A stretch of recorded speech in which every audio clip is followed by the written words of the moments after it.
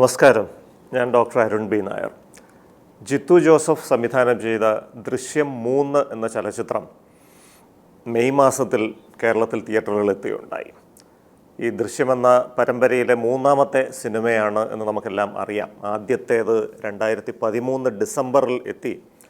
ആ കാലഘട്ടത്തിൽ ഒരു ഇൻഡസ്ട്രി ഹിറ്റായി മാറിയ ഒരു സിനിമയാണ്. പിന്നീട് എൻ്റെ 2ാം ഭാഗം കോവിഡ് മൂർധന്യാവസ്ഥയിൽ നിന്ന സമയത്ത് 2021 തുടക്കത്തിൽ OTT പ്ലാറ്റ്ഫോമുകളിലാണ് നമ്മൾ കാണാനിടയായത്.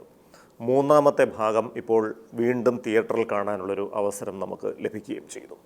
അപ്പോൾ ദൃശ്യം 3 കണ്ട ചിലരെങ്കിലും എന്നോട് പറഞ്ഞു, ആദ്യത്തെ ഭാഗത്തോ 2ാമത്തെ ഭാഗത്തോ ഉണ്ടായൊരു ത്രില്ലും പഞ്ചും ഒന്നും അനുഭവപ്പെട്ടില്ല. മറ്റൊരു വിഭാഗം ആളുകൾ പറഞ്ഞു, ശരിക്കും പറഞ്ഞാൽ ജോർജ് കുട്ടി എന്ന മനുഷ്യനെ ഈ ഒരു ഭാഗം കണ്ടപ്പോഴാണ് കൂടുതൽ അടുത്ത് മനസ്സിലാക്കാൻ പറ്റിയത്. ആ മനുഷ്യൻ്റെ മനോവ്യാപാരങ്ങളിലൂടെയുള്ളൊരു സഞ്ചാരമായിരുന്നു ഈ 3ാം ഭാഗം. അതൊരു ത്രില്ലറായിരുന്നില്ല, അതൊരു ഇമോഷണൽ ഡ്രാമയായിരുന്നു, ഒരു സൈക്കോളജിക്കൽ ഡ്രാമയായിരുന്നു, ഒരു മനഃശാസ്ത്രപരമായിട്ടുള്ള ഘടകങ്ങൾ ഉൾപ്പെടുന്നൊരു സംഗതിയായിരുന്നു. അതുകൊണ്ട് ഞങ്ങൾക്കിത് കൂടുതൽ ഇഷ്ടപ്പെട്ടു എന്ന് പറയുന്ന അവസ്ഥ മറ്റൊരു വിഭാഗം ആളുകളിലും കണ്ടു. അപ്പോൾ നമ്മൾ ഈ ജോർജ് കുട്ടി എന്ന ഈ ഒരു കഥാപാത്രത്തെ നമ്മൾ വിലയിരുത്തുമ്പോൾ, ജോർജ് കുട്ടി ദൃശ്യം 3ാം ഭാഗത്തിലേക്ക് 2026 എത്തുമ്പോൾ നമ്മൾ അദ്ദേഹത്തെ മനഃശാസ്ത്രപരമായി വിലയിരുത്തി കഴിഞ്ഞാൽ ജോർജ് കുട്ടി ഒരു രഹസ്യത്തിൻ്റെ ഭാരം പേറുന്ന ഒരു വ്യക്തിയാണ്. ജോർജ് കുട്ടി എന്ന കഥാപാത്രത്തിൻ്റെ ഒരു കൺസിസ്റ്റൻസി അല്ലെങ്കിൽ അതിൻ്റെ ഒരു സ്ഥിരത എന്ന് പറയുന്നത് തൻ്റെ കുടുംബത്തിന് വേണ്ടി എന്തും ഏറ്റെടുക്കാൻ തയ്യാറായി നിൽക്കുന്ന, തൻ്റെ കുടുംബത്തിന് ഒരു തകരാറും പറ്റരുത് എന്ന നിശ്ചയദാർഢ്യമുള്ള ഒരു കുടുംബനാഥനായിട്ടാണ് ജോർജ് കുട്ടി തുടക്കം തൊട്ട് അവസാനം വരെ ഈ ദൃശ്യം പരമ്പരയിൽ വരുന്നത്. അദ്ദേഹത്തെ സംബന്ധിച്ചിടത്തോളം സാധാരണ ഇങ്ങനെ ഒരു കൃത്യം സംഭവിച്ചാൽ, ഒരു കുറ്റകൃത്യം സംഭവിച്ചാൽ ഒരു പാപബോധം, ഒരു ഗിൽറ്റ് ഉണ്ടാവാൻ സാധ്യതയുണ്ട്. ആ കുറ്റബോധത്തിൽ നിന്ന് ശിക്ഷിക്കപ്പെടുമോ എന്ന വ്യാകുലത ഉണ്ടാകാനുള്ള സാധ്യതയുണ്ട്.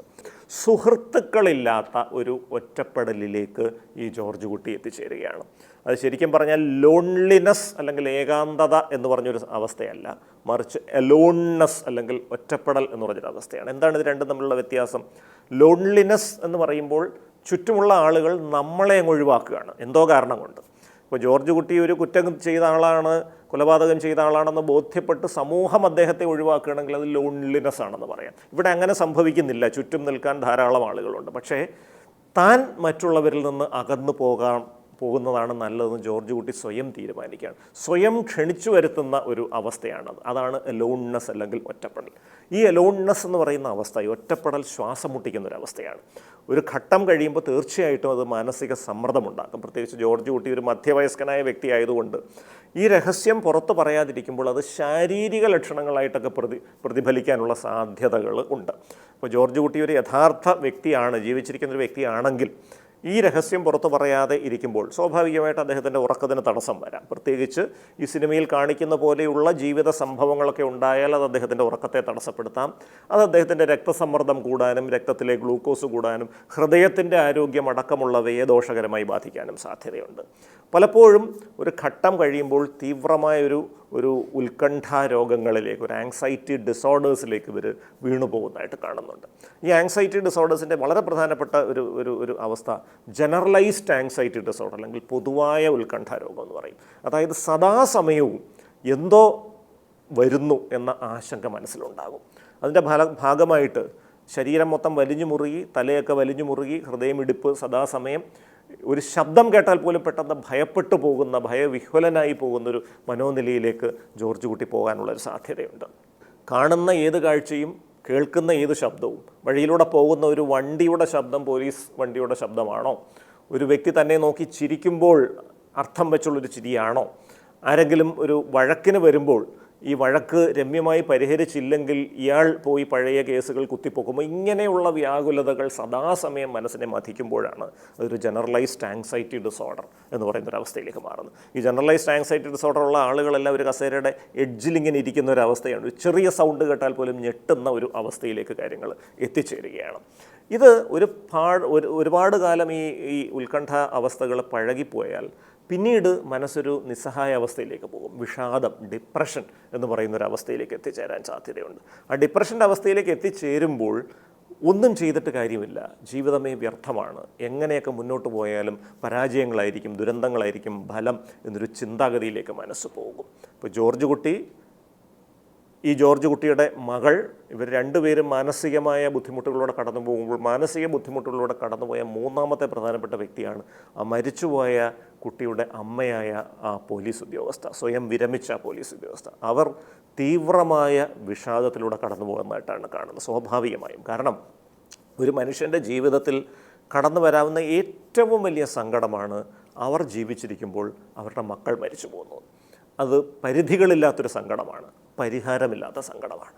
പലപ്പോഴും വളരെയധികം മാനസികമായ കരുത്തുള്ള ആളുകൾ എന്ന് കരുതപ്പെടുന്ന പലരെയും ഞാൻ കാണാനിടയായിട്ടുണ്ട്. ഈ ഒരു അനുഭവത്തിൽ, സ്വന്തം മക്കൾ മരിച്ച ഒരു അനുഭവം, ആ ഒരു സംഗതിയെക്കുറിച്ച് പറഞ്ഞു തുടങ്ങുമ്പോൾ അവരുടെ കണ്ണ് നിറയുകയും തൊണ്ട ഇടറുകയും അവർക്ക് വാക്യങ്ങൾ പൂർത്തീകരിക്കാൻ പോലും പറ്റാത്തൊരവസ്ഥയിലേക്ക് പോവുകയും ചെയ്യുന്നുണ്ട്. അപ്പോൾ സ്വാഭാവികമായ ആ ഒരു അമ്മ വിഷാദത്തിലേക്ക് വീണുപോയി എന്നുള്ളത് സ്വാഭാവികമാണ്. അപ്പോൾ ഈ ഒരു സിനിമയിൽ ജോർജ് കുട്ടി എന്ന ഒരു കഥാപാത്രം സങ്കീർണമായ മാനസിക വ്യാപാരങ്ങളുള്ളൊരു വ്യക്തിയാണ്. വിദ്യാഭ്യാസമൊന്നും ഇല്ലാത്ത ഒരാൾക്ക് ഇത്രയ്ക്ക് സങ്കീർണമായ അവസ്ഥകളൊക്കെ സ്വയമായിട്ട് തരണം ചെയ്തു പോകാൻ പറ്റുമോ എന്ന് ചിലരൊക്കെ ചോദിക്കാറുണ്ട്, മാധ്യമപ്രവർത്തകരടക്കം. ഞാൻ പറയാറുണ്ട്, ഒരിക്കലും വിദ്യാഭ്യാസമോ ലോകപരിചയമോ ഒന്നും ഇത്തരം കാര്യങ്ങൾ മാനദണ്ഡമാകണമെന്നില്ല. ജനിതകമായി ലഭിക്കുന്ന, ഇപ്പം ജോർജ് കുട്ടി എന്ന കഥാപാത്രത്തെ നിർമ്മിച്ചിരിക്കുന്നത് തന്നെ ഒരു അനാഥനായ ഒരു വ്യക്തിയായിട്ടാണ്. സ്വന്തമായിട്ട് കൃഷിഭൂമിയോട് മല്ലിട്ട് അല്ലെങ്കിൽ കൃഷി ചെയ്ത് സ്വന്തം ജീവിതം കരുപ്പിടിപ്പിച്ച് അനാഥനായൊരു വ്യക്തി സനാഥനായി മാറുകയും അങ്ങനെ ലഭിച്ച കുടുംബം ഒരു സാഹചര്യത്തിലും നഷ്ടപ്പെടരുത്, തകരരുത് എന്ന നിശ്ചയദാർഢ്യത്തോടെ മുന്നോട്ട് പോവുകയും ചെയ്യുന്നൊരു വ്യക്തിയായിട്ടാണ്. അത്തരം ആളുകളെ നാട്ടിൻപുറങ്ങളിൽ നമുക്ക് കാണാൻ പറ്റും. അവിടെ വിദ്യാഭ്യാസമോ അറിവോ ലോകപരിചയമോ ഒന്നും മാനദണ്ഡം ആകണമെന്നില്ല. ഒരുപക്ഷെ കുട്ടിക്കാലത്തുണ്ടായിട്ടുള്ള തീവ്രമായിട്ടുള്ള തിരിച്ചടികളും ആ തിരിച്ചടികളുടെ അടിസ്ഥാനത്തിൽ പാകപ്പെട്ട ഒരു മനസ്സും ഒരുപക്ഷെ സാധാരണ ഒരു മനുഷ്യനേക്കാൾ കൂടുതൽ പ്രതിസന്ധികൾ അതിജീവിക്കാനുള്ള നൈസർഗികമായ ശേഷി ഈ ജോർജ് കുട്ടി എന്ന കഥാപാത്രത്തിന് നൽകുന്നുണ്ട് എന്ന് തന്നെ വേണമെങ്കിൽ നമുക്ക് കരുതാം. അതുകൊണ്ട് തന്നെ ഒരുപക്ഷെ മലയാള സിനിമയിൽ രചിക്കപ്പെട്ട ഒരുപാട് കഥാപാത്രങ്ങൾ ഉണ്ടായിട്ടുണ്ട്, സാഹിത്യകൃതികളിൽ നിന്ന് ഉപജീവിച്ച് നിർമ്മിക്കപ്പെട്ട സിനിമകളൊക്കെ ഉണ്ടായിട്ടുണ്ട്. എങ്കിലും അവരിൽ നിന്നൊക്കെ വളരെ വ്യത്യസ്തമായി നിൽക്കുന്ന ഒരു സങ്കീർണമായ ഒരു കഥാപാത്രമാണ് ജോർജ് കുട്ടി. ജോർജ് കുട്ടിയുടെ കഥ ഇനിയും കഴിഞ്ഞിട്ടില്ല. അപ്പോൾ സിനിമയിൽ കാണുന്ന അവസ്ഥ വെച്ചാണെങ്കിൽ ജോർജ് കുട്ടി ഒരു തീവ്രമായ വിഷാദത്തിലേക്ക് പോകാതെ തൽക്കാലം രക്ഷപ്പെട്ട് നിൽക്കുന്ന ഒരു അവസ്ഥയിലാണ് നമ്മൾ കാണുന്നത്. പക്ഷേ വീണ്ടും ഈ സംഭവ പരമ്പരകൾ തുടർന്നാൽ ജോർജ് കുട്ടിക്ക് എന്ത് സംഭവിക്കും, എന്തായിരിക്കും അടുത്ത ഒരു ഘട്ടത്തിലെ അദ്ദേഹത്തിൻ്റെ മാനസിക നില, അത് ചിന്തനീയമായിട്ടുള്ളൊരു കാര്യമാണ്. ഒരുപക്ഷേ ജോർജ് കുട്ടി ഈ സിനിമ അവസാനിക്കുമ്പോൾ ഒരു ഭീഷണി നൽകുന്നുണ്ട്.